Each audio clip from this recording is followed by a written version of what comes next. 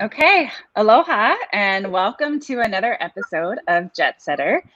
I'm your host, Jessica Rose, and I'm very excited to be here and excited to share yet another expat story with you. Just a little background. I'll be interviewing people who live or have lived internationally. I grew up in Singapore and Hong Kong, and when I was a kid, ended up moving back to the States for quite a while.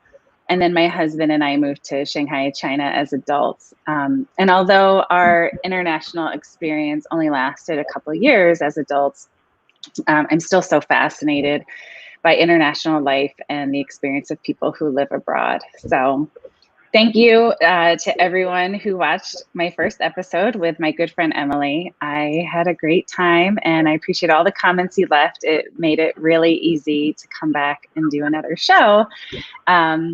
And so I'd like to introduce you to Cameron and Ana McGregor. This is a couple that I met while working in Shanghai.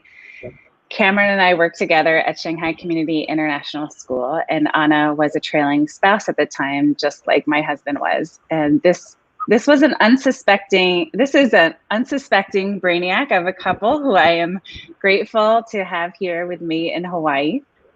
When you leave international life, it can be difficult to acclimate into your home country or into another home again.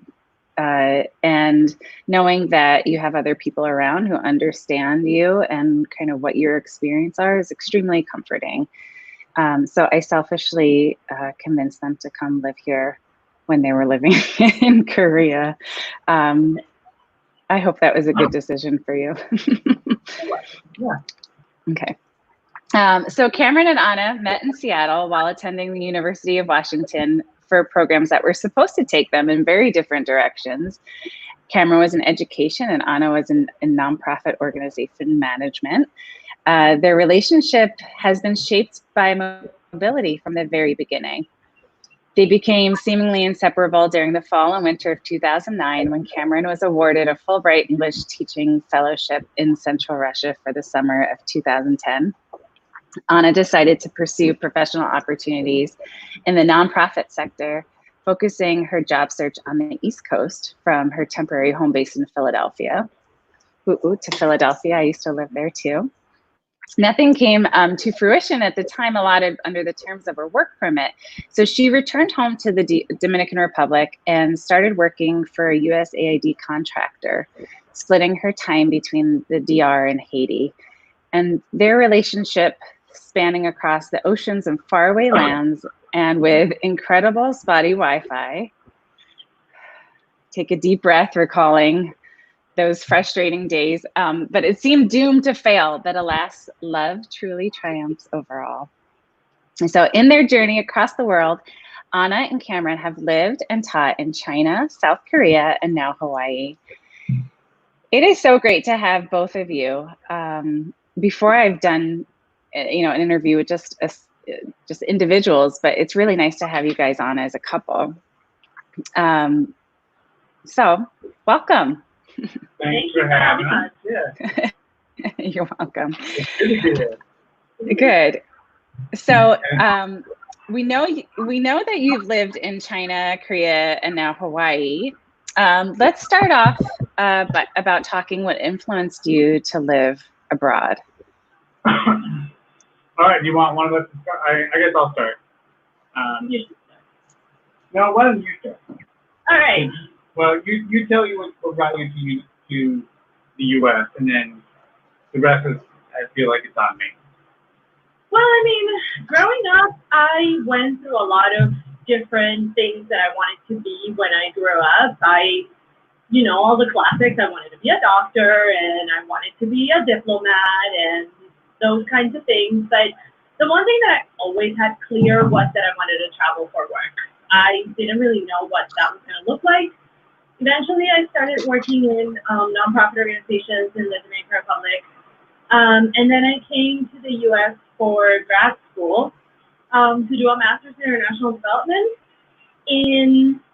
Back then, the plan was to do that master's and to the East Coast and work my way to becoming one of those big shot consultants on K Street in Washington, D.C., and that's not what happened.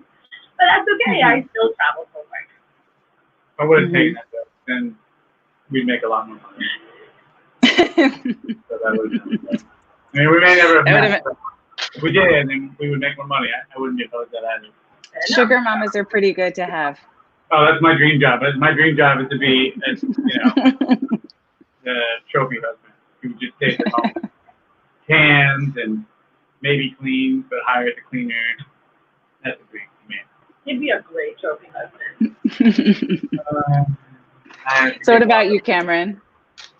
For me, what took me abroad was, well, I grew up in a really small town, 1,500 people. And we had one K-12 public school. It's like I graduated with 27 kids. And so I didn't know I wanted to travel. I'd been outside the state. I've been to Disney World, Disneyland. That was the extent of it.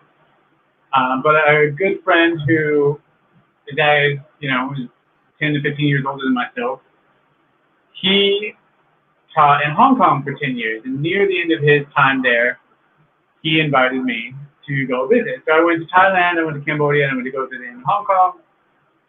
And he worked at the time with his wife at Hong Kong International School. Oh, wow. And I said, oh, this is amazing. Like, there's all these things that I've never seen in the world because I grew up in wheat fields. It's amazing. And so I said, okay, this is what I want to do.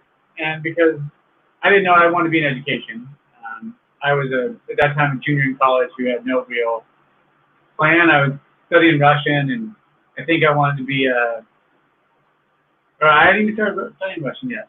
I transferred to the University of Washington, and I didn't know what I was going to do because, I didn't have any real dreams or plans. It was just to graduate college and figure it out. So like most of us.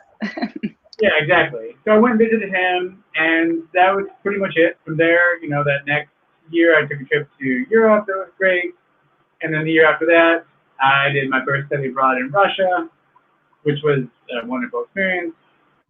And from there, it's pretty much been time abroad. I started my ed program in Seattle, and then I got my Fulbright. I was actually hired, and I had plane tickets. I think I had a visa. I had everything to go be an intern at the American International School of Dhaka. Really? Yeah. I had an internship, everything all lined up. And then the Fulbright came through, and so I talked to my friend in Hong Kong, and he was like, well, you got to take the Fulbright. It's a better opportunity. So I did it, and the school in Dhaka was not pleased. But I figured, I'm an intern, it's okay. So I was 24 when I left the U.S. And sorry, can I interrupt you for a second? So what was the internship in Dhaka going to be? Like, what was that, like student teaching sort of thing? No, I was just like a TA for like elementary. It was me. It was going to be me, a girl named Savannah who was in middle school, and a girl named Diane who was going to be in high school. And they both went, and I ended up going to Russia. And I mean, I'm still friends with them on Facebook, I guess. But I know Savannah ended up being there a year or two, and then now she's been at Taipei American for the last like 10. So wow. Yeah, and Diane, I think, eventually came back to the U.S. and got married. But I never met him in person. So yeah, it was meant to be an internship, just a TA pretty much, I think. Yeah, you never went, so you're not quite sure. No, never went. So then you ended up going to Central Russia, and why Central Russia? Like, did you know that when you did your Fulbright scholarship or when you got your Fulbright scholarship that was the destination? Was that like what you had in mind? I mean, I had hoped for St. Petersburg or Moscow since I did my study abroad in St. Petersburg. But with a Fulbright English teaching fellowship, you don't get a pick. You choose a country, and they test your language skills, and then they assign you where you're needed. So I was in a small little city with about 10,000 people called Ilista, which is just between the Black and Caspian Seas, where most everyone in the city is ethnically Mongolian, and it's just north enough of Chechnya and Dagestan that you're safe, but I wasn't allowed to travel south. So So we had people all over. We had people in Kamchatka, out in the peninsula, in the Pacific, everywhere. And so I didn't really get a pay. And that's okay. It worked out. But I was 24 when I left, and I was 33, 34? 33 when I finally came back to the U.S. To work. I went, Fulbright teaching was only a year. That's all the government gives you, and that's. Oh, so you were there for a full year? I was there from August till June. Oh, okay. Yeah, okay. I was there for a full year, and I taught. I'm using the term teach lightly because it wasn't. I mean, they train you in how to teach English, but I wasn't trained in teaching English as a language. And so I taught after school classes, and I helped professors at the university. So I mostly worked with what would be equivalent to freshmen, sophomores at university over there. Interesting. So, what were you just trying to teach them basic English? Did they understand? Did they know any English, or were you trying? Since they were university level, what were their English skills like? They all knew some, and some knew more than others. But I mean, they were all really eager to speak English, whereas I was much more nervous about speaking Russian with them. They all knew some. But I think the weird part was that I was only 24, and some of the people who came to my after-school class were 21, 22, and it felt weird to be their teacher, only being a year or two older. And some of them I still talk to today. Actually, one of my students who was she must have been, I guess, high school at the time there. She now lives in Maui and just got married to another person from that part of Russia, but who's from LA. Oh, that's amazing. Yeah, it's super random. I saw her wedding photos, and I said, hey, what are you doing? And she goes, oh, I live in Maui now, and her English is impeccable. And so I said, oh, it's nice to see you. If we ever get a chance, because of the virus thing, come say hi. And she's going through a citizenship process like Ana. So let us know if you have any questions. It's been a weird connection. Yeah. That is such a small world and such a weird connection that both of you are kind of in the same boat in terms of getting visa. You're both here for visa reasons, right? Yeah. Pretty much, yeah. And I mean, at the moment, given the current political situation, I feel bad for her because they are suspending the issuance of green cards, and that's where she's at. But yeah, it's very but of all the students I had, she was the one I think most likely and most driven. So I'm not surprised she ended up in that. Can you tell us a little bit about the visa like why you're here versus anywhere else in the world right now? Sure. So here in Hawaii. Yeah. So I have a green card through marriage. This is not a green card marriage, by the way. Real. So it's not for tax purposes either? No, it's USCIS visa. It's real. Anyway, so I have a green card through marriage, and funny enough, I ended up doing that because the first time that Cameron went to a job fair, he was told to moderate his expectations. At the time, he only had 2 years of teaching experience, so advised to a or not job, at which the plan was to. So we started the process. Sorry, if you don't mind, just repeating that again. The internet got a little spotty. Oh, that's okay.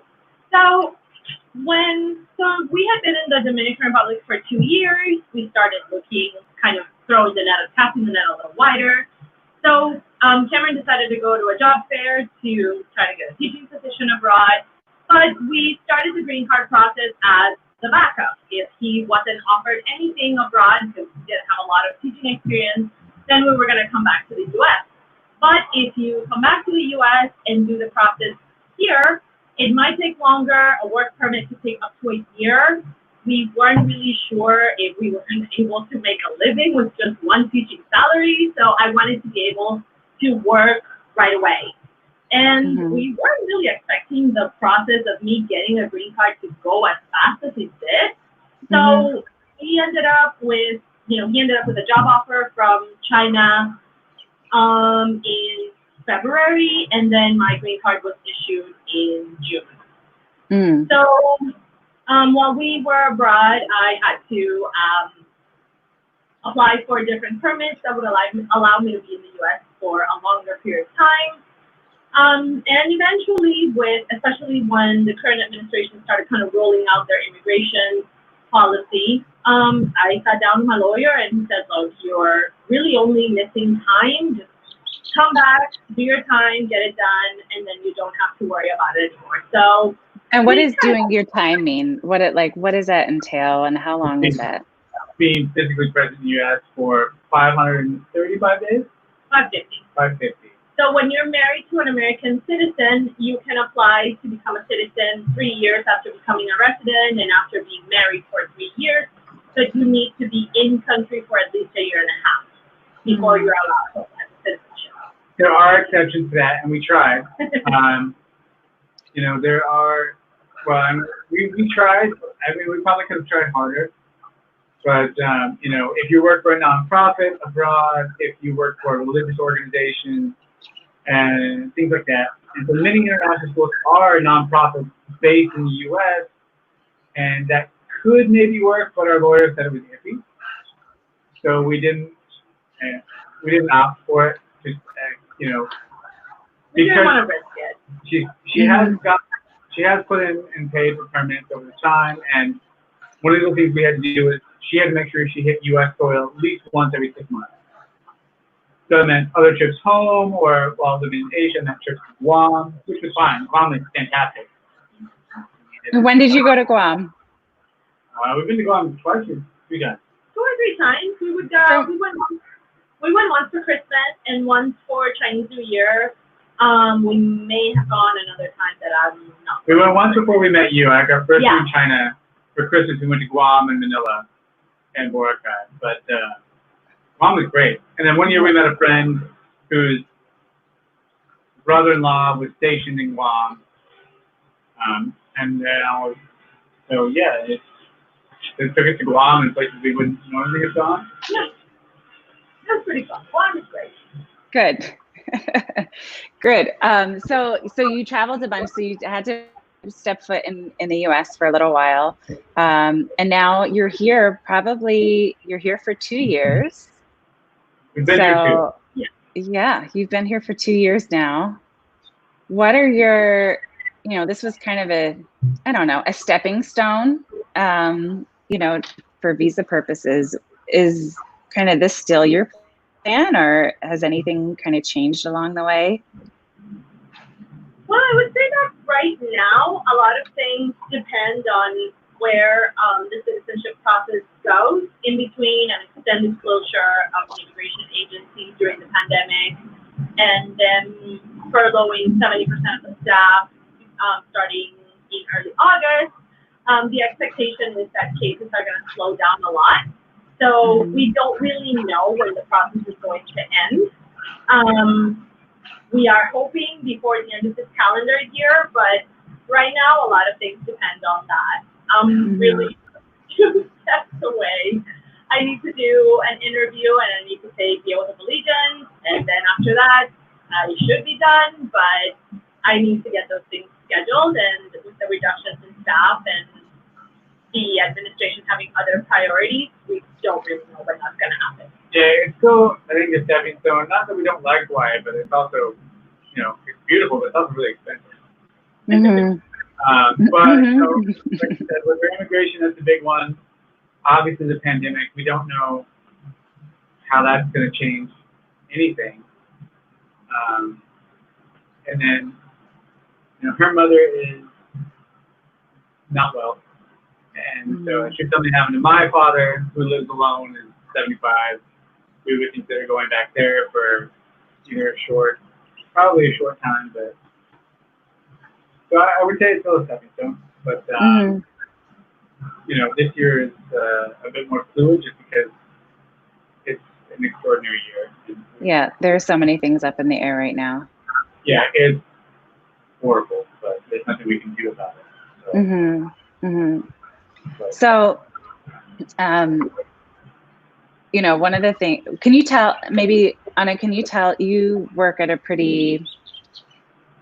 think the school that you work at is very unique, right? Can you went to a job fair back when you guys were living in Jeju in Korea, and you got hired for your position, and then Cameron ended up finding a really, a great job too later.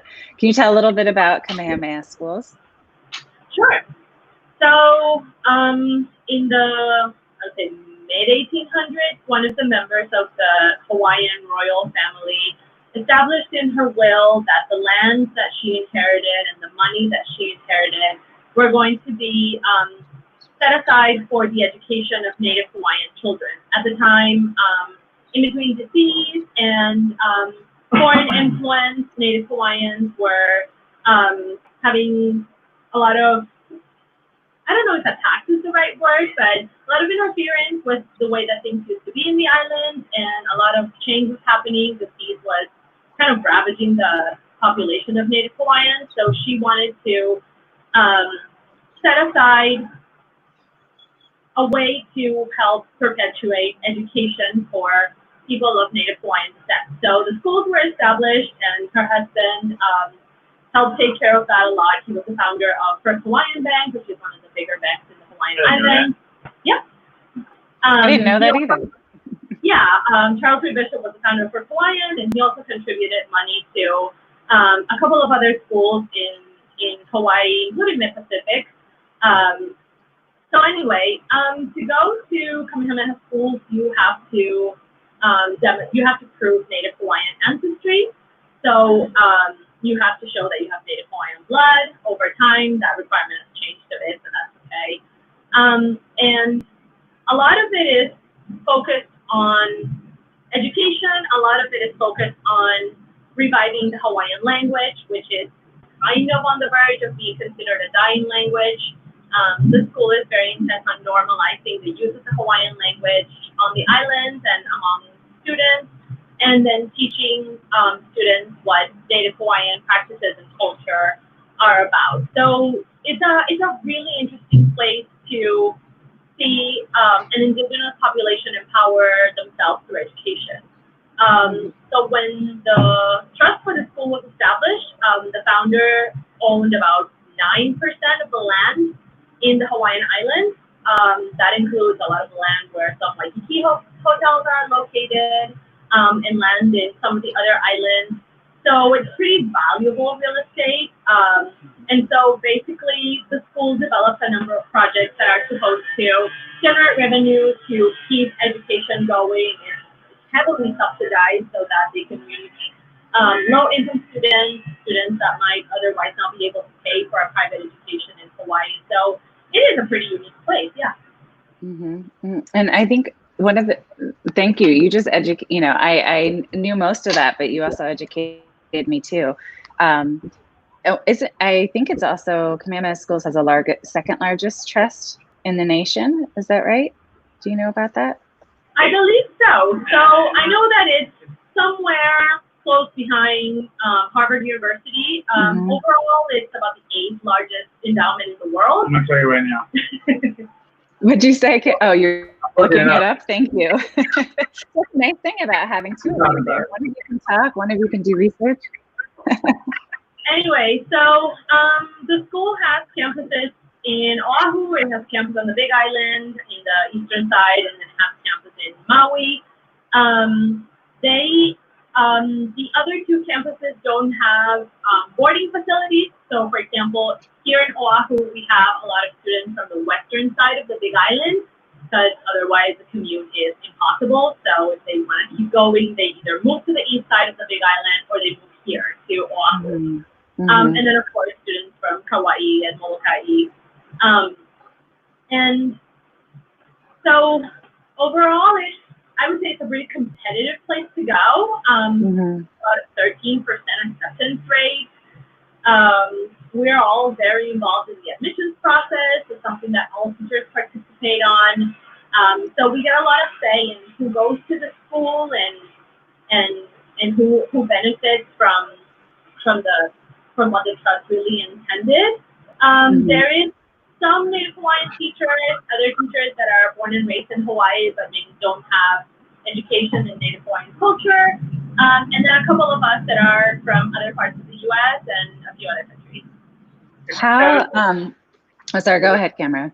It's the seventh largest educational endowment in the U.S. after Harvard, Yale, University of Texas, Stanford, Princeton, and MIT. So I guess I was wrong with the second, but still, it's, I mean, it's up there with the biggest universities, Ivy Leagues, you know, in our country. I don't think that it shrunk. I think the other ones like MIT and Harvard, I think they got bigger recently. I had heard the same stat you had, that maybe it was one of the largest in the world. So how do you, what has that experience been like? So you're probably, well, I guess, okay, let me back up. So I bring this up because I think it's a very unique kind of school situation that you're in, number one. And number two, Hawaii, I don't know, to me, it doesn't feel 100%. There's such a strong cultural component living here and that's practiced here that it almost feels sometimes like you're in another country. And so I bring it up because it does feel slightly international to me, at least. How has that been for you, kind of being an outsider coming into coming into a school where the culture is very strong and encouraged, obviously, and taught? How has that been for you, coming not just from somewhere else in Hawaii, or not coming from Hawaiian blood, but coming from an international kind of experience and growing up in the DR even? Well, in the DR, we are kind of a mixed bag of ethnicities, but we are very selective about which of those ethnicities we want to recognize. So what does that mean? What does that mean? It means that we are super racist towards ourselves. That's what it means. We don't like that we have African descent. That's what it means. You could have gone into diplomacy the way you shared that. It's weird. For a country that's full of people that are, she's on average, I would say she's like, her skin color for the DR is middle of the road. I would say most people are darker than her, but the wealthy elite are much lighter. Like, I taught a kid, what's his name? Juan Pedro. Right? And this kid was absolutely pasty and just completely ginger. He was a fiery ginger. But 100% Dominican. He could have looked like he was related to you. No, I'm not even that ginger. Like, he was so ginger, he was too ginger for me. True. And it's the same thing. I mean, I go to like family reunions and I meet some of my cousins. I'm like, are you sure we're related? Because we don't look alike at all. I mean, I have family members from every color in the race spectrum, and the Dominican Republic is such a diverse place, but we have a complicated history and a lot of, I guess, reckoning that we still have to do. But the one thing that we do have is that our indigenous population was exterminated. So when the Spanish conquistadors came in, they exterminated the entire indigenous population. So that's one thing that helped me a little understand the mission of my school and what they're trying to do, because my country doesn't have that chance. The Taino language, the indigenous group, it disappeared. We still have a few words, but not enough to make a language out of it. And nobody really can say that they have any indigenous ancestry that they can trace, whereas Hawaiians still have an opportunity to keep that indigenous heritage alive. And it's also a chance to find commonalities in the issues that other indigenous people in the world have. I remember talking in my job interview actually about the Guarani people in Paraguay in South America, because Paraguay is one of those weird examples where speaking the indigenous language is vital to social acceptance. In Paraguay, if you don't speak the indigenous language, you are no one at all. Even the white elite, everybody speaks the indigenous language. And it would be really interesting to see that happen in other places in the world, but it's just been an interesting experience in seeing what some people are able to do in terms of preserving indigenous cultures and what other people are simply not able to do because there's not enough of it left. Mm-hmm. Sorry, Cameron? Okay, Hawaii did a good job of that. When I taught in Russia, it was very similar. The people there didn't want to, the younger kids didn't want to learn Kalmyk, the native language. And so much like Hawaiian, or what's it called? Olelo? Olelo Hawaii. Olelo. Their native language of Kalmyk was a dying language. But there just wasn't enough people to speak it. Yeah, so go ahead. No, and there was no kind of initiative to try to save it, was there? Not like here. No, I mean there was definitely people, and it was it was an option at university to study, but it wasn't a popular one because it didn't get you anywhere. It didn't get you out of this small town. It didn't get you into Moscow. They had a saying that people in Rizal, where I live, they strove to get to Moscow, and then everyone in Moscow strove to get out of Russia. Mm-hmm. And so learning that language didn't accomplish any of that. Not that they weren't proud of it; they were exceptionally proud of it, but it still wasn't a priority to master or to learn. So one of the things that I've done in my role as English teacher is, well, part of it is just kind of help students understand that the fact that they don't speak Hawaiian, even though they're technically native Hawaiians, is not their fault. It's just, it's not a normalized language and it has very different patterns. So I try to find some commonalities between English and Hawaiian that my students can follow. And then, of course, point out different structures that they have to keep in mind so that they're not making the mistake of translating everything literally from English to Hawaiian, which just makes it a little bit more choppy in practice to kind of manage between the two languages, which is technically the goal, but I would say it's more about preserving it for the cultural purpose, not so much because, people speak Hawaiian outside of Hawaii, which they don't. Right. At the same time, I don't know, I come from a really small island where people sometimes, think that that little island is the center of the universe. So I try to show my students that there's a world outside of Hawaii. So my book choices are very conscious of that, and that's where I come in. I try to kind of show the importance of tradition and culture and the value of being able to rescue some of that, but also that, that has a place in the world that other people can learn from. It comes down to, you've lived in Hawaii longer than we have. And, for a long time, Hawaiian language was illegal in schools. And really, I think a lot of what her school is about begins with Nainoa Thompson. You know who that is? And let's kind of talk about Nainoa Thompson. He's the one who started the original voyaging of the Polynesian kind of star finding. Yeah, he recreated that voyage down to New Zealand or Tahiti or wherever, New Zealand. And so with that became this huge resurgence in Hawaiian culture and Hawaiian language, and I think that's really changed. I don't know about change, but I think it's a moment spurring her school of culture.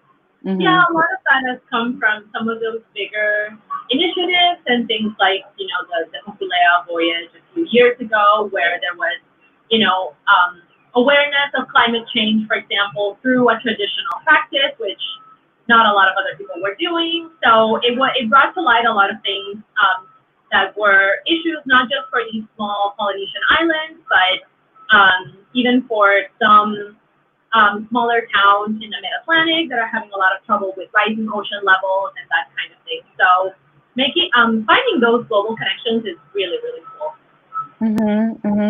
It's interesting how you're able to bring your upbringing in the DR into the classroom and kind of relating to them, relating to the Hawaiian experience too.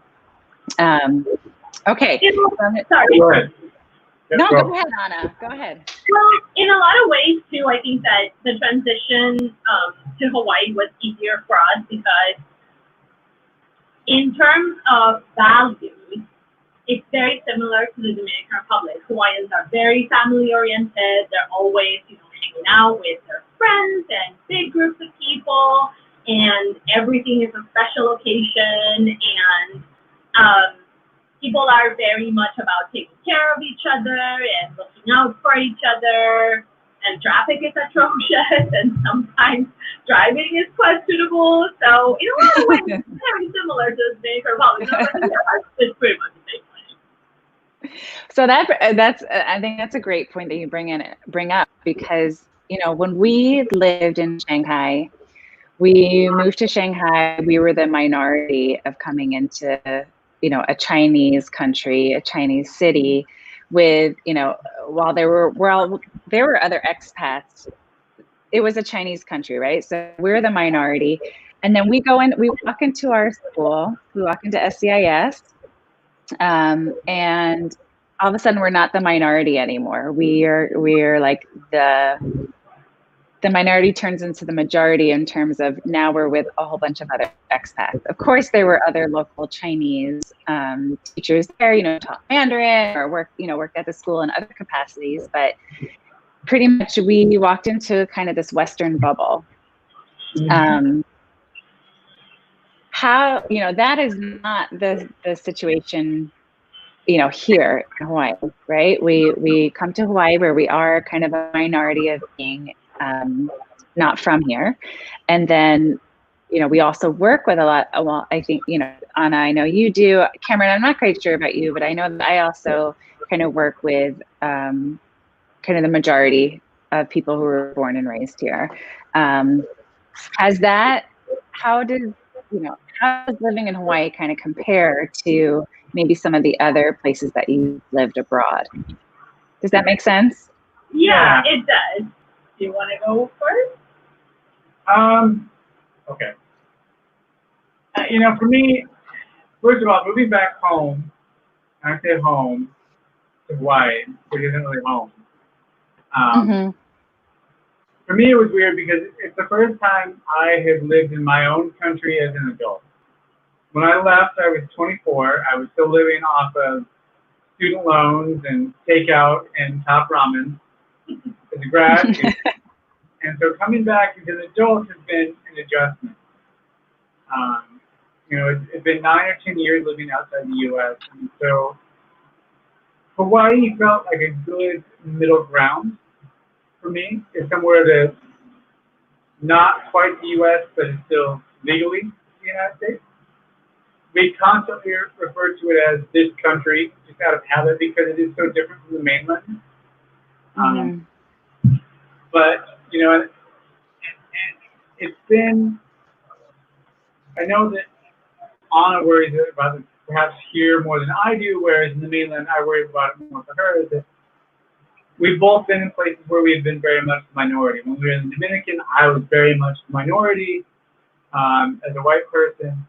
In China, we were both minorities, but her far so more than mine, to the point where, maybe you and Adam experienced it, but people are rooting through her grocery cart, seeing what she has, and they're just picking things up, looking at her as we're standing in line. Oh yeah. Because she's black. All right, hold on, time out. Let's go. What happened? Okay. I don't think Adam ever went through that, and I don't think I did either. What happened? Okay, so for the most part, I am, well, when we were living abroad, at least in China, in Korea not so much, and here definitely not. In China, I was the primary grocery person at home, so I went to the wet market and I went to Tesco, which was always a nightmare, and I was the primary grocery person at home. But going to Tesco meant that from the moment I stepped in till the moment I left the store, there would be at least 2 or 3 people following me all the way through. And then when I got to the checkout line, they would get to my checkout line and they would literally hover over my cart to see what I was buying. And I'm trying to get things out of the cart and just, get out of the store because you don't want to hold up the checkout line. But they're so obsessed with looking at what I'm trying to get that I'm like, what is going on? And then, sometimes people would point at me at the street. It was never, people always ask me did you ever experience racism in China? And I really didn't.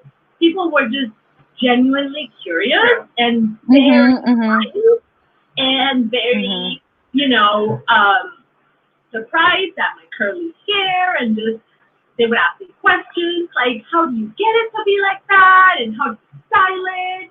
And you know, they were always very, very, very polite. Sorry, go ahead. I wouldn't say you were nice. I would say curious. Yeah. You know, yeah, curious. Yeah, curious. Yeah, genuinely curious. One thing, you know, for me as a teacher, I had an African American student from the mainland, and we would go on field trips, and people would just random Chinese people come up, put their arm around her, and have someone else take a photo, and I would have to peel their arm off, stand in front, and block her, because it was just, you know, for us, it was very cultural. For us as Americans, it's a very taboo thing. You don't just come up and touch a random child, ever. It's weird. Unless it's a huge, you know, tragedy that something's happening. But, so I think part of it was mostly just cultural. They weren't mean, but they weren't, I wouldn't say polite either. They were just curious. Yeah. In a way that us as Americans violated our personal boundaries, but for them as Chinese citizens did not. Right. Yeah. Right. The other strange thing that always happened to me in China was that in the very rare occasions when we would run into another Black person, I would always get like the fist of, I don't know if that's like Black power or what it is, like they would like do these signs to me, and I would be like, I don't know if this is like some sort of solidarity, but that's just because I'm not familiar with that aspect of African American culture, I guess. I'm guessing. I have no idea. But there would always be like these like signals on the street, you know, like, I don't know who you are. That's so interesting that, you know, that someone was trying to connect with you in a way that was supposed to be kind of cultural, you know, in a way. And you were like, I guess, did you do it back? No. Because I didn't really know what it meant. So Right. I think it relates to, I mean, we experienced it in China for sure, Korea to some extent, but also here in Hawaii, is that because she's, you know, I say Black, even though she's Afro-Latina, not African-American, and I'm white, and she doesn't share my last name, people don't realize that we're married. Oh, yeah, never. And so that's a very, you know, we had a friend visit from Beijing who, we had a friend visit from Beijing who were walking around, you know, the Wanda Mall, and it was me, her, who's white, and Ana, and I think people assumed that I was married to the white person and she was his third wheel. And it's not uncommon that we've noticed here in Hawaii either. And I don't think that's common. I don't think that's uncommon to Hawaii. I think that's just people are not used to seeing interracial marriages as often, whether in China or the U.S. Yeah, so for me, living in the U.S., I guess having that reaction has always been weird. Maybe because I grew up in an interracial marriage. My dad was Black and my mom is white. So for me, it was never weird. But TJ raised my hand. I can't help it. No. But to me, as an American, her parents are not interracial. What do you mean? Yeah. So, well, you and I would view them as Dominican, I think. Yeah. Her mom has lighter skin than her, but obviously definitely darker than I am. But that's considered interracial. It's true. Because her dad is darker skin, but her mom is lighter skin, but they're both Dominican? They're both Dominican, but to me, it's like knowing Dominican culture stuff, I don't consider it interracial in the same sense because they are both Dominican. They're both, I don't know, it's weird.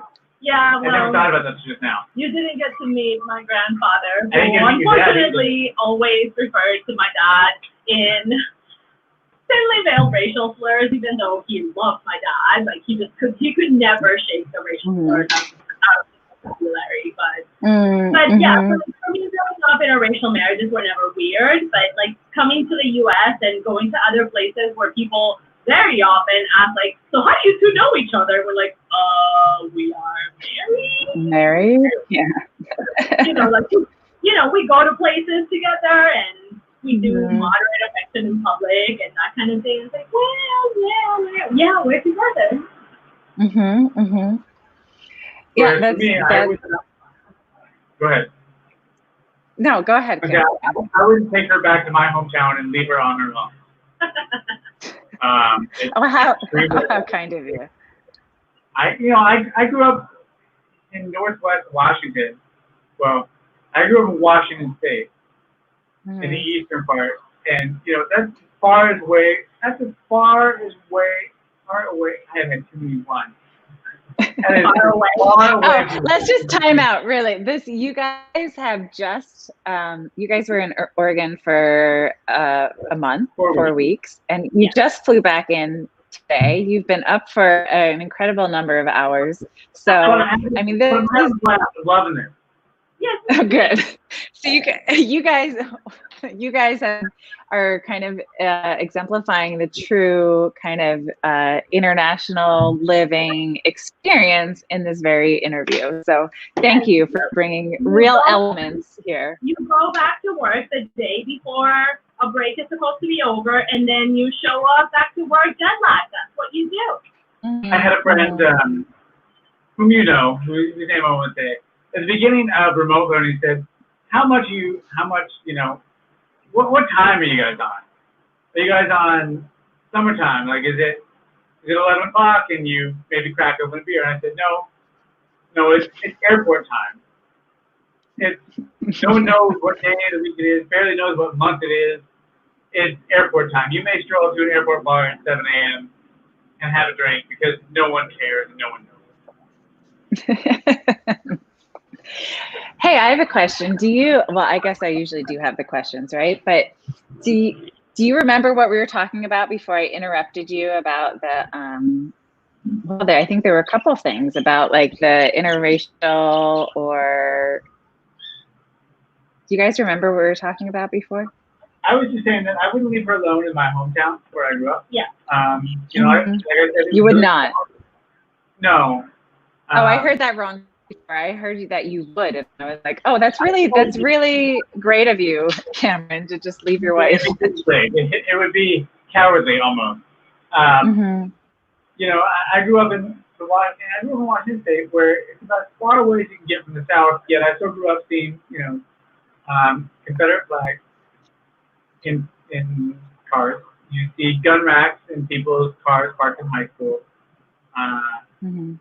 and I wouldn't feel, if she was just going to the grocery store or living, maybe, but certainly not walking around, maybe after dark. And again, I don't know. That's me projecting.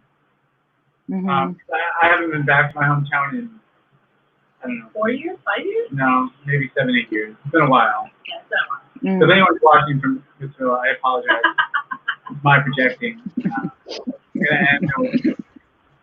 But at the same time, too, I don't speak with many of my friends from high school just because there is a difference in political opinion. And so the interracial aspect is not completely foreign, but it's certainly not common. And even do you find here? Oh, sorry. Go ahead. Here I feel like there's a lot more interracial relationships than maybe other places in the U.S. Do you kind of take note of that too? I mean, they're primarily, I think, Asian with another race, but have you observed that at all too? I have in my school with some of the sets of parents that some of my students have. You might have a white student. I had students that had a white parent married to Native Hawaiian, Polynesian parents, or mixes of Asian and Hispanic, or Asian and Pacific Islander, or Asian, Hawaiian, and Native American. You have a little bit of everything, so it's a bit more diverse in that regard. My students were very surprised to hear this past year when we were talking about the history of slavery that interracial marriage was illegal in the U.S.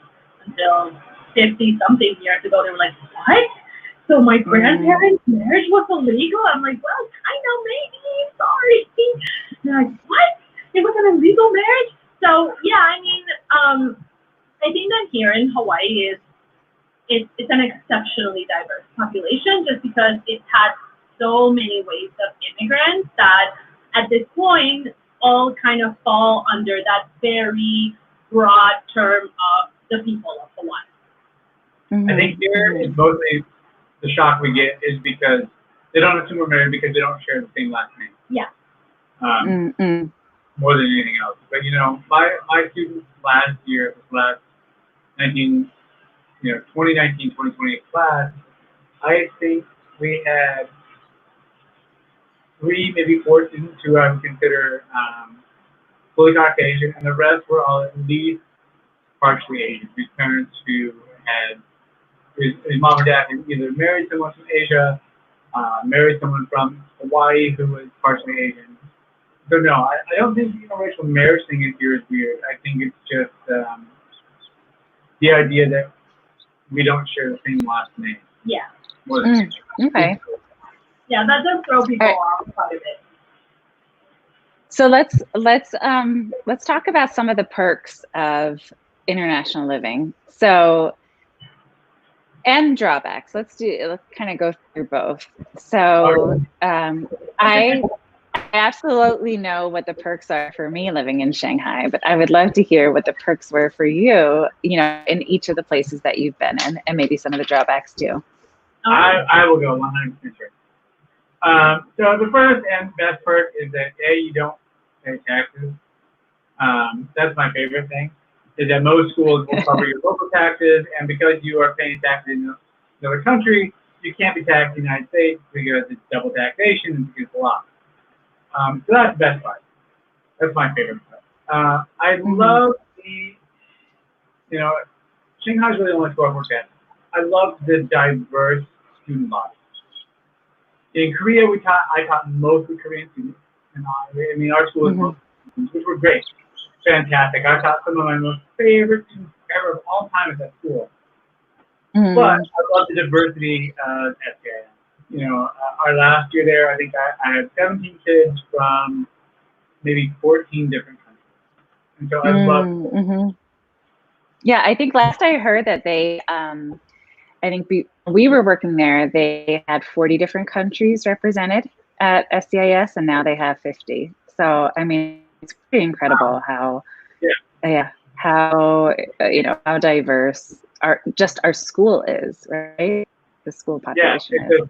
I feel like that's a true international school where you have teachers and, well, I say teachers, students from all over the world. So, I mean, I'm not going to lie. The best perks of living abroad are the pay and the travel. That's what's best. I mean, you know, you might have shorter summers than you would in other places, but you get more breaks throughout the year. But it's really just a chance to meet like-minded people and a chance to do things that you wouldn't normally do in the United States. You know, last summer, we both taught summer school because, well, we love Hawaii. It is expensive, and we needed cash. My school had closed down, and I wasn't sure at the time that I was going to have a job in the next school year. And so we both taught summer school, which was great, and I enjoyed it. I had wonderful students. I loved it. But one of the perks of international teaching is that that's not usually something that is necessary. You're not pinching pennies, yeah. Exactly. You can, you can save. I say you can save, but it's also, the saving is also on you. Whereas in the U.S., it's so much easier to have an IRA or 401k. When you're teaching international, all the saving is dependent on you. And so you make more money, but you have to be more responsible with that money. But, you know, the pay and the travel are great, and the people. For me, the hardest thing about coming to Hawaii, and really not just Hawaii, but I think coming back to the United States, is because as an adult, my first time living here in the U.S., is this sense of community. And not that you don't get that internationally, you very much do it. As I know you know of SCIS, but people know that it's a bit transient. People may say 9, 10 years, it's possible. People may say 20. But People may also say 2 or 3, and that's accepted. Whereas here, not just in Hawaii, but in the U.S., you know, it's not common to come to a school for 2 years and go to another school for 3 years, and then 4 years, and then 3 years. And so this idea of, okay, well, I don't agree with everything you're doing, and I may not connect with you all right away, is hard. But also, everyone is also very much set in their way in terms of they know their friends, they've grown up with their friends, they have outside lives outside of school, which we all should. But in the international teaching community, you get thrown in into a new country with new people, and you are no support system. Exactly. And I miss that, probably more than anything. I miss being able to throw in, okay, I don't speak the language, you know, we're going to go try this restaurant where we're just going to speak in basically gibberish to some waiter and point like apes who are learning to use tools in the hopes that we get food. Right. How about all the times that you played charades in China and nobody understood what you were doing? Did you get that? Oh, for sure. The first time I took her to what we thought was like food street in Shanghai. You know, for me, Shanghai was Gourmet Street. I think that's what it was. Yeah. No, Gourmet Street was down by Wanda. Oh, yeah. This is down by like where you go. And let me just say, Gourmet Street was supposed to be Gourmet Street, but they spelled it wrong, so it ended up being Gourmet Street. Sorry, go ahead, Karen. So we didn't understand the idea of like food street, and so we went down this place where eventually I would go and get, you know, John Bing Chinese breakfast burritos every morning.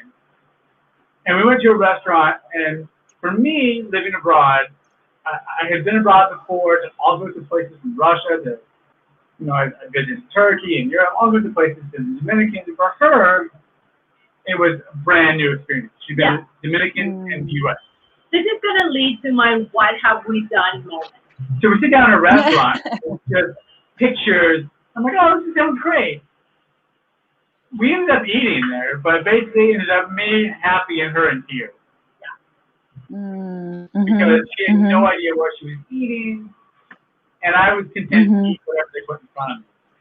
Yeah, there were mushrooms in my dish that I didn't recognize, so I think I saw those mushrooms, and I was like, oh my god, this is going to ruin mushrooms for me forever. Well, I mean, that's the thing, too, about living internationally. You walk into a whole new country where you typically don't know the language. Everything is foreign. I mean, I remember, you know, sometimes you can't read the signs. I remember that being something that really kind of rocked me, is that I was like, I see all these Chinese characters everywhere, and I don't know if that's a mechanic shop, if that's a restaurant, if that's like, I didn't know what was behind those doors.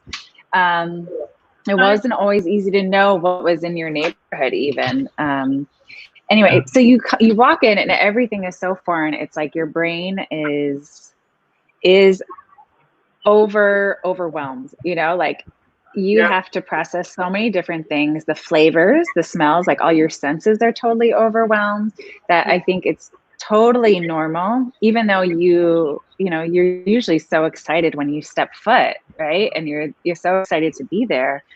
It's totally normal to have moments where you break down in tears and lose your shit. Like, so I'm gonna talk. Yeah, go ahead. More alcohol. So I will say, you know, we talk about smells. One of my favorite and least smells is the smell of sewage. I know it sounds weird. I don't actually like the smell. But the first time I ever went abroad to Thailand and Cambodia, you can smell the sewage in Southeast Asia and in the Dominican running through everywhere. And so to me, I don't like this smell, but it reminds me of that first moment. And while I don't know how to describe the person teaching international, because there's so many. Whether it's the pay, whether it's the travel, whether it's the people, whether it's, you know, I described it to a friend last year, is I like the idea, I don't like talking to new people oftentimes, but the idea of being culturally uncomfortable is fun. Yes. Mm-hmm. I learned that after Mm-hmm. living in China, and now I feel like I'm a better person when I am uncomfortable to a small or greater degree. I need a certain level of discomfort because if that didn't happen, and it happened to a great extent in China, I think I would be a much more inflexible person. I became much more flexible, more open-minded after moving abroad. Moving to the U.S. for grad school wasn't necessarily an adjustment. It was an adjustment because it was the first time for me living on my own, but it wasn't an adjustment in language or culture because I had been speaking English since I was 6 and coming to the U.S. on vacation since I was 5. So it wasn't really that much of a change other than, not having sun in Seattle for 230 days of the year. That was shock. That was a big shock for me. We were very warned in my department, like, come to the counseling center and use the light therapy lamps, please. Nobody get depressed. So that part was hard. But I don't really think I would be in education had I not gone to Shanghai. Anyways, go back to your original question. For me, this is my, I don't know, 10th, 11th year teaching. The first to teaching international are, in no particular order. I like the pay. I don't get paid better, but it works out in more of my favor. I love to travel. I love the people. And I love the new opportunities more than anything. You just get to that's been the hardest thing to be home is that I don't connect with people in the same way I did international because no one has the same experience. No one's been thrown into this mix of, okay, here, you need cleaning supplies. You're gonna have to walk 2.5 miles to a Tesco and figure out how to pay and exactly what it is you're buying, whether it's bleach, whether it's dog soap, food, who knows? And and I miss that. I miss those opportunities. Which sounds insane, probably, to most people, right? I mean, I think one of the things, which sounds insane, I think, but I think if you've been internationally, it's easy to relate to that. And although it may not have been the most pleasant experience in the moment, it's something that you can appreciate kind of looking back, at it. And I think one of the things too is that you step foot into a community where nobody else has a support system and nobody else has their roots in the ground. So you have to rely on one another. You could figure it out all on your own, but then you become a community, or you become so tight because you rely on one another in one way or another, whether that's emotionally, whether that's how to figure out how to go shopping, whether that's Taobao, whether, and I think that's what makes it special, that you rely on one another. You also experience the same thing. We talk about we talked about this before, kind of the good old days in Shanghai, and we still keep in touch with the same group of people and are still, I think, if I saw any one of them today, would be happy to welcome them. It's just, there's this tight bond that doesn't matter distance or time. It's kind of this unbroken kind of connection. And I think we have something special as a group. Can you kind of share, I always assume that's how it is in every kind of international placement that you have in the world of education. Has that been the case for you? Like, was that the situation for you in Korea or in Russia even? So I'll answer this one because it's probably more to me than to Ana. Yeah. In Korea, very much so. It was the same. We worked, and to come back and touch on the topic, one of the articles we read the other day is that many of the international teachers you encounter are white. Sorry? Are white. If you think about SCIS, you think about us in Korea, the majority of the teachers are white. Mm-hmm. And there's a certain reality to that, which are both unfortunate and realistic, in that, in the United States, more African Americans don't apply abroad, But, in Korea, I think that it was very similar to Shanghai. We encountered a group of people who were in a similar mindset, and while we didn't get as close to them as we did in Shanghai, we're still quite close. Yeah. You know, I participate in a fantasy football group more than I do with my Korea friends than I do with my Shanghai friends. But it also depends on the school.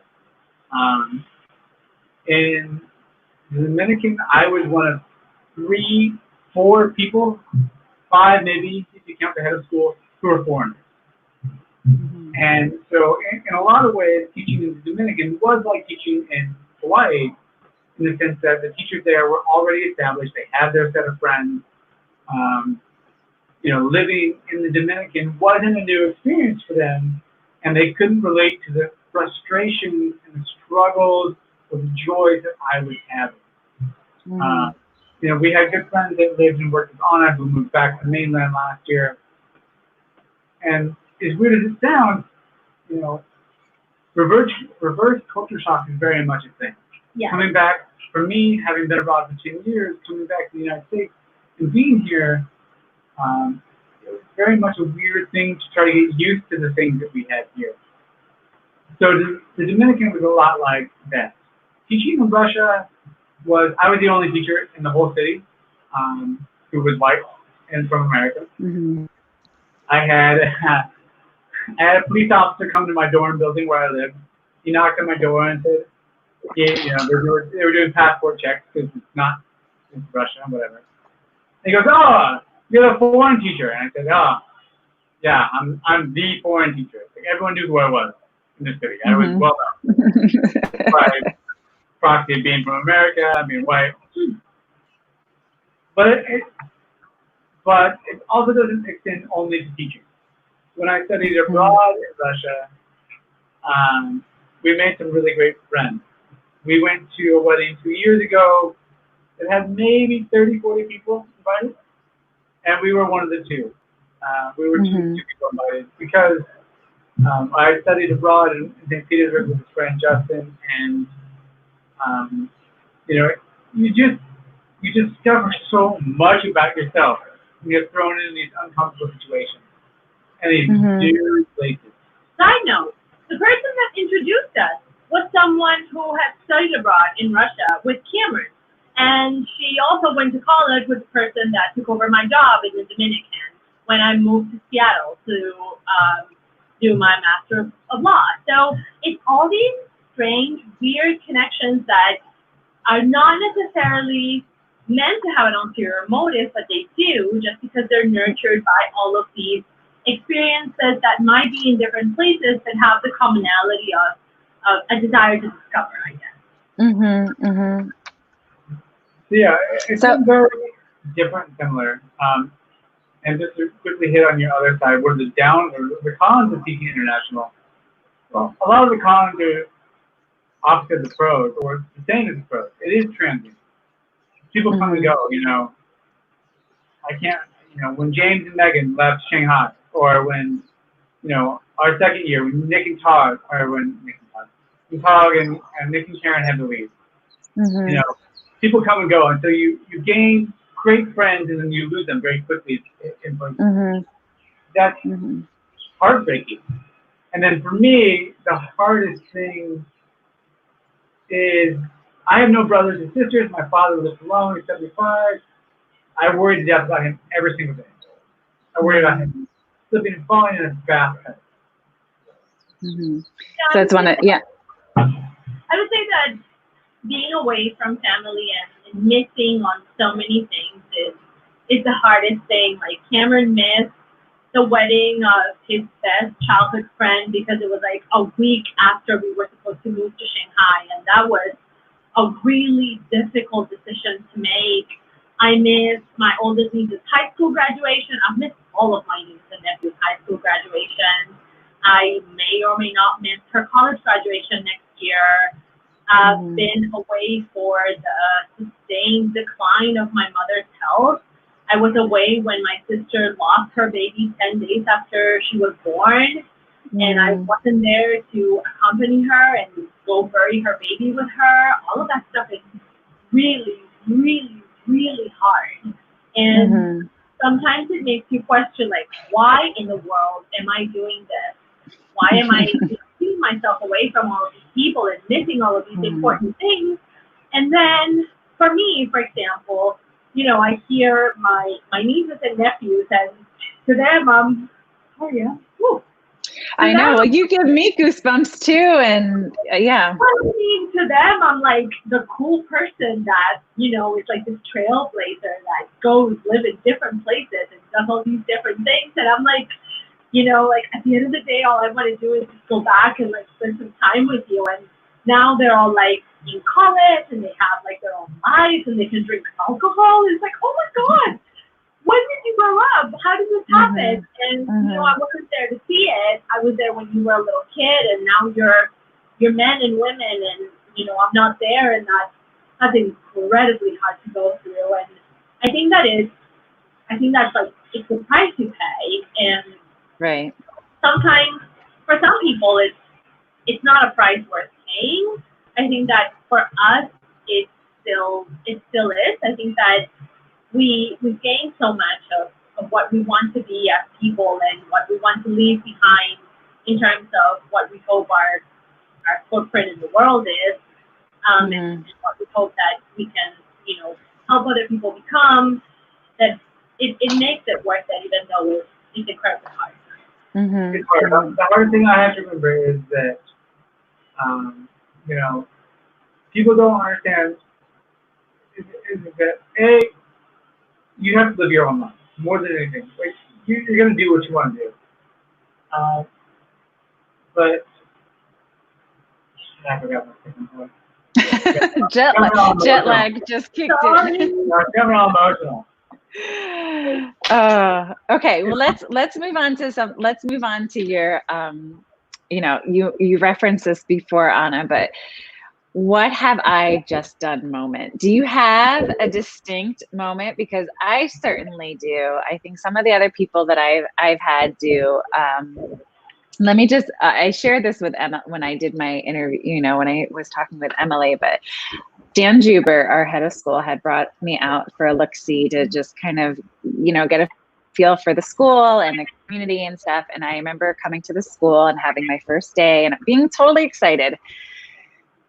And also at the end of the day, being totally overwhelmed with information and sensory overload. And gosh, I was even invited to a couple, they ended up moving before I was there, but a couple's gender reveal party. And so it was a combination of beautiful. It must have been Darren and Manny, maybe. No, they were not. Yes, that's was Darren and Manny? Yep. Yeah, okay. Yes, and so I got kind of the full, I felt like I got the full gamut of what it's like, you know, being kind of getting the feel for what the workday would look like, getting a feel that, you know, they were sharing this gender reveal party with all of her coworkers who are also her friends. Anyway, long story short, at the end of the day, you know, I'm trying to communicate with Adam and I'm looking out my window of the Holiday Inn and I can't read a freaking sign and I'm just overwhelmed with so many things. And I'm like, oh my God, I'm dragging us to Shanghai. Like, what did I do? Like, and then I almost came back trying to convince Adam, like, it's okay if you want to back out now. Like, it's okay. Like, tell me now. But I have this distinct memory. And so I'm very curious, you know, as much as we've talked about, you know, everything, kind of anything and everything, you know, there's so many of these. I'm so glad I'm doing this interview with you because there's so many things I didn't know about your perspective on international life, but this is one I'm definitely interested in hearing. What was your oh shit moment, or what have I just done moment? If you have any. Oh, okay. I'm very curious to hear yours because you definitely know which were mine. I mean, for you, I think it was that moment we went and got food. Yeah, I mean, the whole issue of like mushrooms that I didn't recognize, I was like, oh my God, what is happening? Something as like as minor as that, right? Like, oh my gosh, I don't recognize these mushrooms. Yeah, and there were just moments when I was just kind of spaced out in the middle of like running an errand. I was like, oh my God, I live in China. How did this happen? I mean, China was like on the top of the no-no list. This was not supposed to happen ever. So I never kind of quite lost that sense of rather bafflement of like, oh my God, I live in China. Oh my God. But that very quickly transformed into, oh my God, I live in China. This is amazing. But like for me, the other moment that was like, oh my God, what have I done? Was when I started realizing that going in the professional trajectory that I was going before moving to China was not going to be feasible while in China. And I had to make a decision on, you know, whether I was just going to be a non-working spouse and, you know, stay home and spend a lot of money and not do a whole lot of things, or maybe try to work something else out. And so that's why I said that, you know, I would have probably never ended up teaching had it not been for international education, but the school environment was very welcoming, the administration was incredibly supportive, the kids were just on it. I never thought I would ever step foot in an elementary classroom, ever, and I ended up subbing for 5th grade and 4th grade, including Cameron's classroom a couple of times. And he did a great job. And I was like, I can do this. My class is awesome because of me. And so, you know, teachers, I would, you know, leave super detailed notes to teachers like, listen, I didn't do this thing because this didn't quite go to plan and the kids didn't understand this thing, so I decided to do something else. And the teachers were like, oh no, we totally trust your judgment, it's fine. I was like, oh my God, these professionals trust my judgment, so maybe I can do this. So it was, but at the same time, you know, student teaching was like all the way across town, and it was very long days in a school that had a very different population, and, you know, I was like ready to nerd out hard on some of the kids, and some of them didn't really speak English very well. I was like, oh God, maybe this is not gonna work. But yeah, so my what have I done moments are like mushroom and teach. Cameron, what are yours? Mine are all over the place. From the first time I studied abroad in Russia, one of my good friends, the same one who invited us to his wedding, you know, we went and we're in some, you know, we're 20, 21, 20, I don't know, we're in college. And we're at some club and he's dancing and some girls dancing with him. And he somehow is covered in blood. And it's like she kind of looked at it and he goes, like in our terrible drunken Russian, he's like, oh, don't worry, it's not my blood. At which point, my gosh. She was like, no. And you're like, what am I doing here? Is that what? It was amazing. I loved every second of that. I think the other one was 24th birthday, though. Yeah, this is no 25th. The time I turned 25 when I was teaching on my Fulbright, like the students, you know, they, like I said, they were not much younger than me. They were 22, 23. They took me out to several different clubs, and I turned 25, and it's maybe midnight, and we've gone from one club to 2 clubs. I think we're third place at this point, and these drunk Russians leave the dance floor, and one of them doesn't like what they're all friends, shoves him on, and this guy pulls out a gun and shoots his friend like 3 times, and like 4, like he shoots his friend 3 times, but he doesn't fire the gun 3 times. He fires the gun more than that. Oh my gosh. One of them just narrowly misses a girl in the head who's about 10 feet behind me. And so, you know, I'm 25, it's about 12:30 in the morning, and my friends are like, oh, do you want to stay? I'm like, no, I want to go. I want to go. Get me out of here. Like, okay, oh my gosh. Cameron, I was not expecting, like, Anna's incident was about mushrooms and yours is like gunfire. Like, what? Well, I was not expecting that. I know. What about you? You know what you haven't talked about? Your Russian spy moments. Well, the fact that, okay. I lived in Russia, I lived in China. I've been to another country that I won't name because she's in the process of her green card citizenship. But, you know, I'm not a spy. He's not authorized to tell me yet. That's what you keep telling us. Okay, I know. so Anyway, this guy shoots his friend, and I'm like, I want to leave. I tell my friends, I want to leave. Like, oh, no, this is just, like, that's illy stuff. That's Kalmykia. That's the normal. I'm like, no, it's not. I want to leave. So this little old lady comes out and mops up the blood. Like, okay, we can leave, but you got to wait now for the cops to show up. So I get home. Oh my God, I didn't realize the story wasn't over. I'm so sorry for interrupting you. Keep going. We get home about 4 in the morning, and I'm just like, oh my God. I finally emailed my program director. I'm like, this just happened. She goes, oh, I'm so sorry. I'm like, you know, it happens.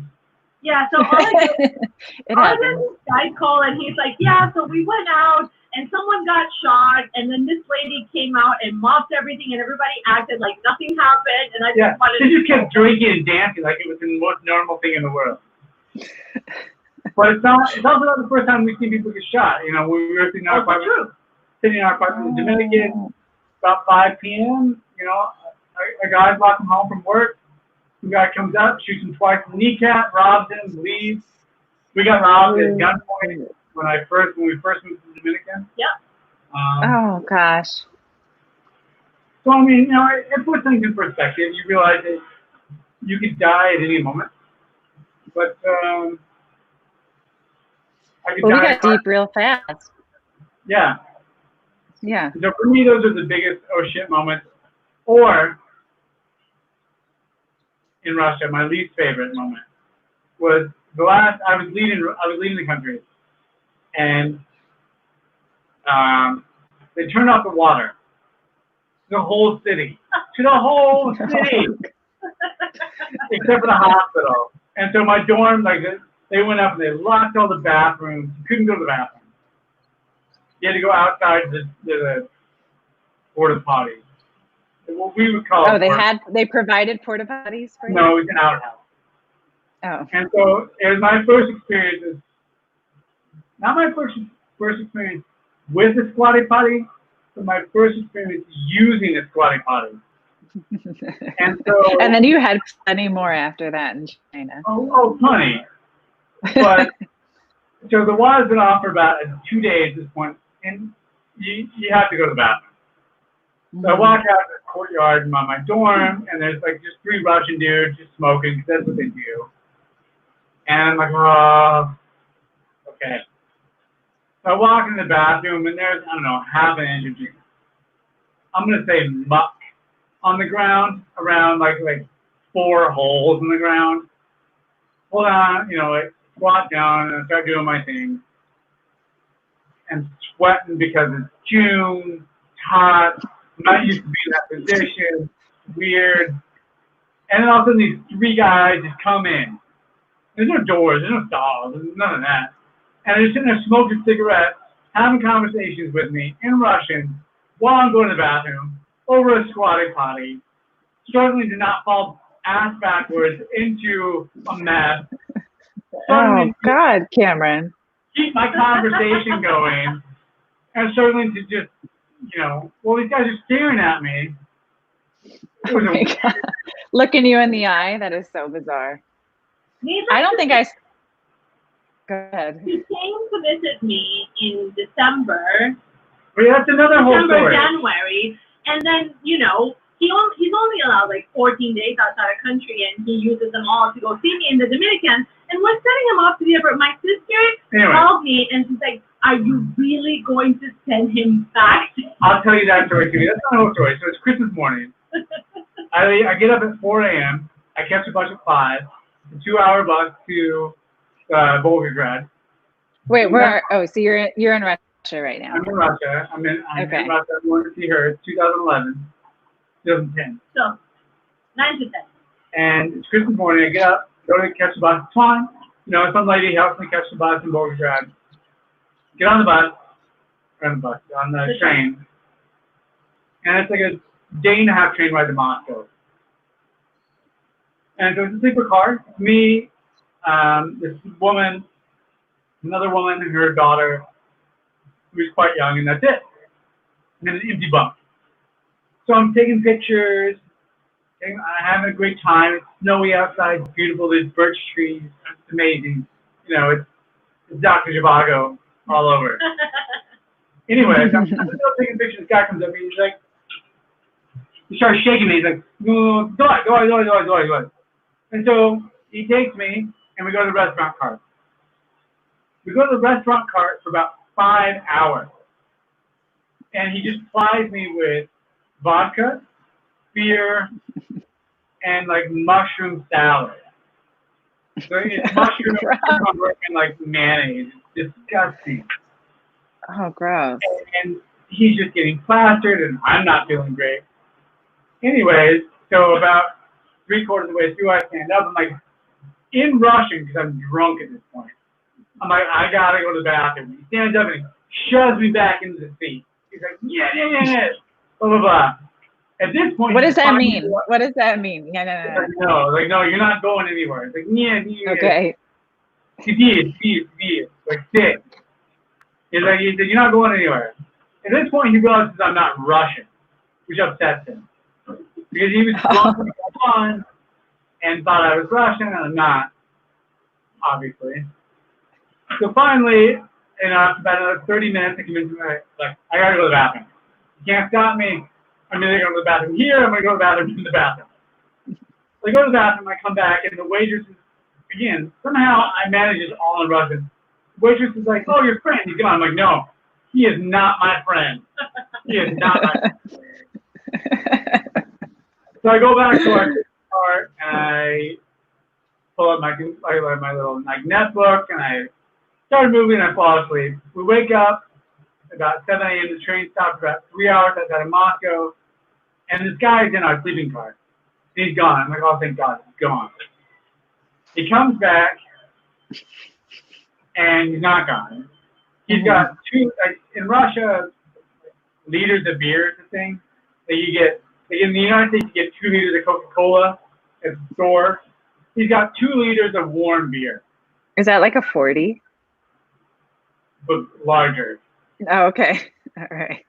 My math isn't very good. Okay, go ahead. Okay. It's not malt liquor, but anyway, he comes back with 2 liters of beer and several dried fish. And so since it's just me and him as the only men, like I'm obligated to drink. So we're 3 hours outside of Moscow, and we keep drinking and eating. 7 in the morning.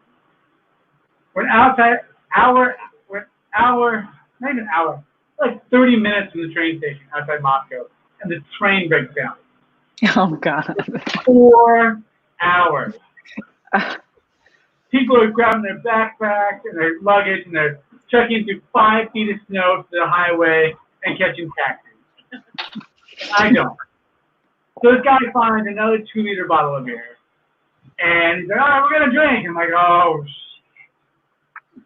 So we end up drinking another 2 huge-liter bottles of beer. Finally, we get to the train station. I catch a cab to the airport. My flight's canceled. There's like 3 inches of freaking rain.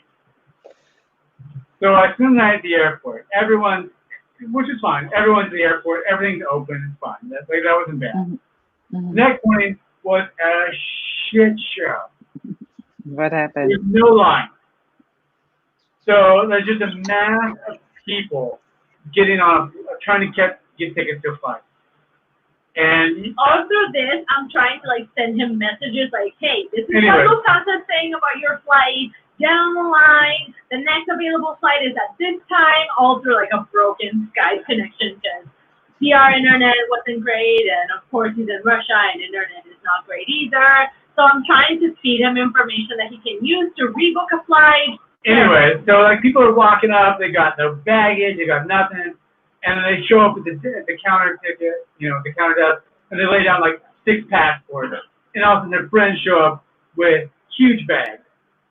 Anyway, so one guy shows up, and he's Belarusian, and he throws down his passport, and he's like, oh, blah, blah, blah, it's my friend's birthday, and at some point my Russian's gonna put me. Anyway, he's like, it's my friend's birthday, and someone was like, I'll give a fuck if it's your friend's birthday. It does not matter. We were here first. Anyways, by this point, I finally get on the plane. It's been 2 hours. I got upgraded to business class.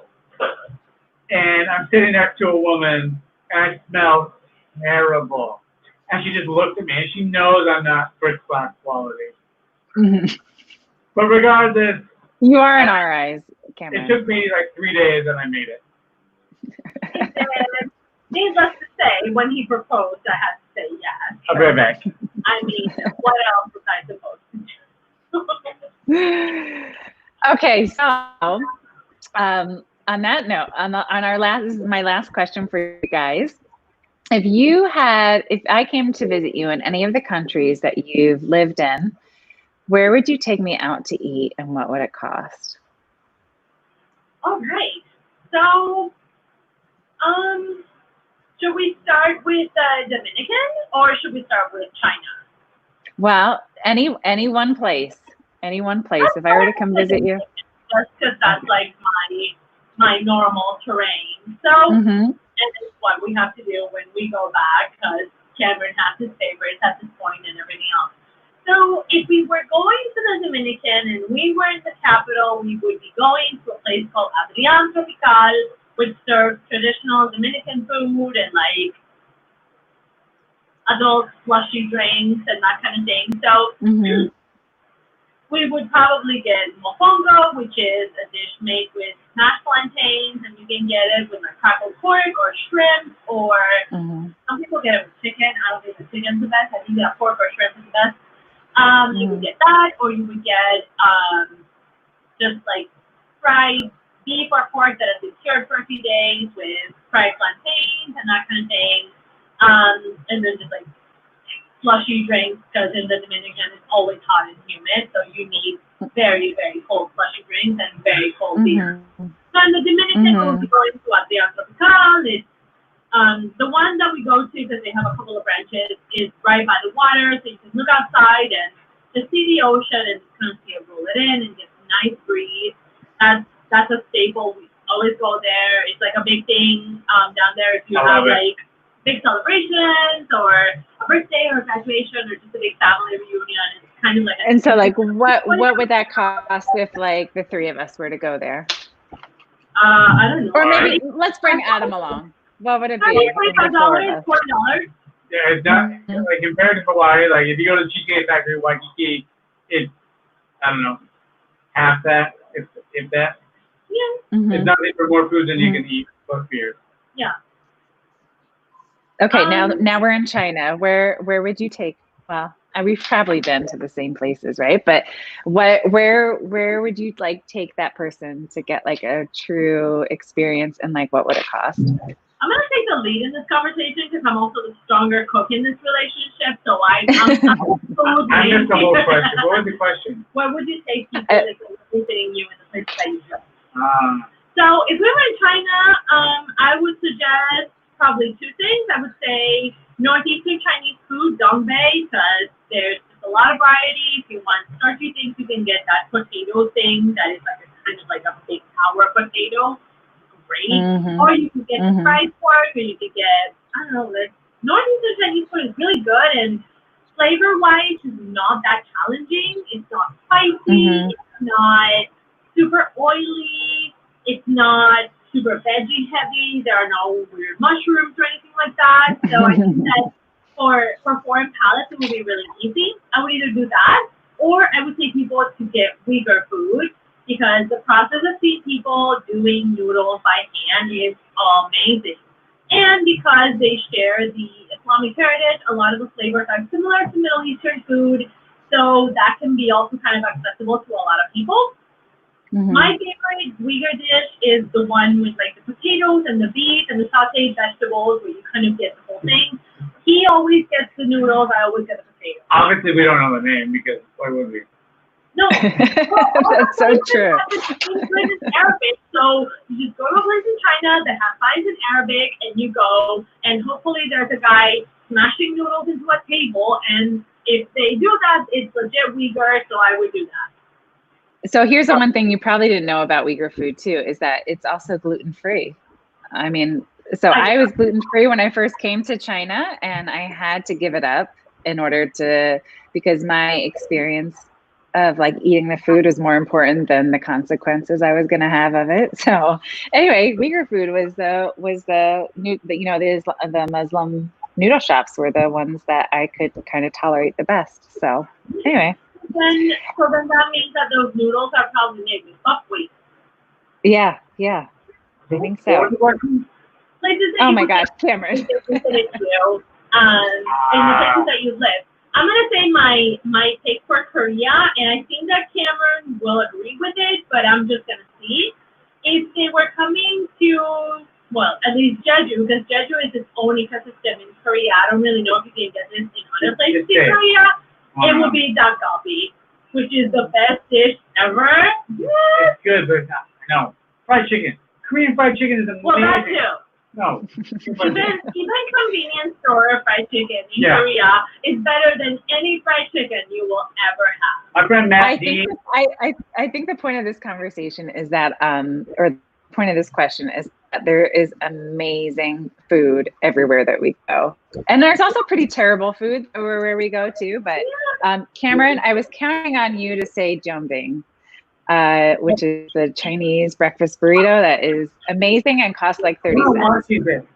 I'm saving it for you. Okay, yeah. You have very strong feelings about jambing. It is the thing I miss most in life. Like, I love my mother's dog, Buddy. He's a cute little mini Shouser. But I love John Bing. I love John Bing. I love this woman next to me. Oh, it's gross. Yeah, I know. I feel it. I think we should open up a John Bing street cart here. In Portland. Shit. Let's open it up in Hawaii, and we can probably charge the same amount. If you had a John Bing truck in Waikiki, you would make thousands of dollars. Let's do it. Okay, McGregor's. I'm sorry. You're both not McGregor's. We had made a whole point and conversation about that, but I still consider you the nomadic Gregors. Gregor! It's been so fun. Yeah, Gregor. It has been so fun to chat with you guys. I've known you guys for, I don't know, not that long, but I still feel like I know you guys pretty well. And this was, since 2014. Yeah, it's been a while. 6 years. Mm-hmm. We're always open but to still, like, I feel like I've gotten to know you guys that much more through talking about this, So thank you so much. I hope you have a really good night's sleep tonight after your jet lag and your drinks. So thank you for joining me. And it's been my pleasure. I hope we're not, Well, I hope that we are not the cause that you have to shut this thing down. I know. But if you ever see a filler, we have plenty of stories. I want to do it again because, when you talk about Hazuki, there's so much that's great. I don't know. There's not just, let me rephrase, not international teaching, but being international and experiencing new. Abroad? No, not just life, but just new things that are outside your norm. I think in the world that we're living in right now, especially as we've come back to the United States, having that perspective of realizing that, okay, your way of life is not the only one, is incredibly important. Mm-hmm. Mm-hmm. And that's a hard thing for me here in the United States. Yeah. Man, it's hard. Yeah, I can relate to that for sure. And I think that's a big piece of why I wanted to start this little pet project of mine, is because it's something that I truly miss. And while we'll still travel internationally, and still kind of go around. What? Sorry. So, what are you and Adam? Would you and Adam like to go back abroad? Will we go back abroad? Is that what you said? Would you like to? Yeah. Oh yeah. So, I think Adam is a firefighter here, and he's in love with his job. That's why we ended up moving back. Which is fine. We're in a marriage. We're in a partnership. We figure out what works for both of us. Living in Shanghai certainly opened up more doors for me professionally that I would not have been able to kind of get had I not moved there. And so moving back to Hawaii after Shanghai has given me a different opportunity that I never left. So, which I'm very happy with.